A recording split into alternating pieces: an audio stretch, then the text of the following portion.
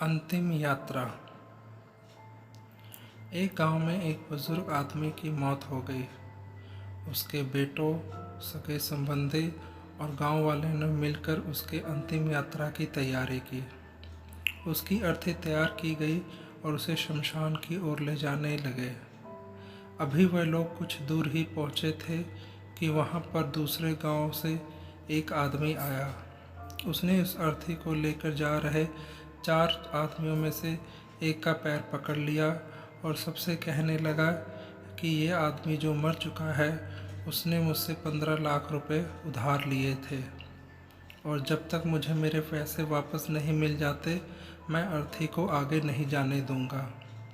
मृत व्यक्ति के बेटों ने उस आदमी से कहा कि पिताजी ने कभी इस कर्जे के बारे में हमसे जिक्र नहीं किया, इसलिए हम तो यह कर्जा नहीं देने वाले। जब बेटों ने ही मना कर दिया तो उस मृत व्यक्ति के भाइयों ने भी कहा कि जब बेटे ही मना कर रहे हैं तो हम भी इस कर्जे की जिम्मेदारी नहीं लेने वाले हैं। शमशान यात्रा में शामिल कोई भी आदमी पैसे देने के लिए राजी नहीं हुआ। दूसरे गांव से आए उस आदमी ने अर्थी को आगे भी नहीं जाने दिया, जब तक कि इस घटना की खबर घर की महिलाओं तक ना पहुंच गई। मरे हुए आदमी को एक बेटी भी थी। जब उस तक यह खबर पहुंची तो उसने एक पल भी ना सोचते हुए अपने सारे जेवरात और कीमती वस्तुएं लेकर वहां पर पहुंच गई और उस आदमी को वह सारी चीज़ें देते हुए बोली, आप इन चीज़ों को बेचकर पैसे ले लीजिए।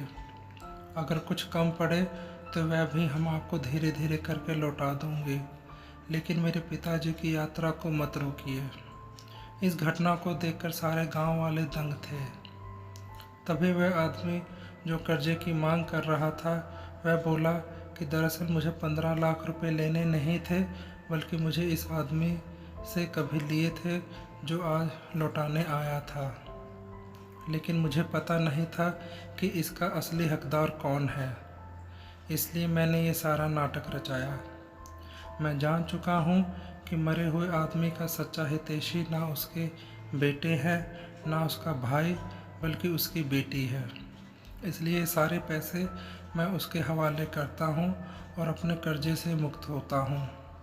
थोड़ी ही देर में जो घटना घटित हो चुकी थी, उससे बेटों के, भाइयों के और बाकी रिश्तेदारों के सर शर्म से झुक गए।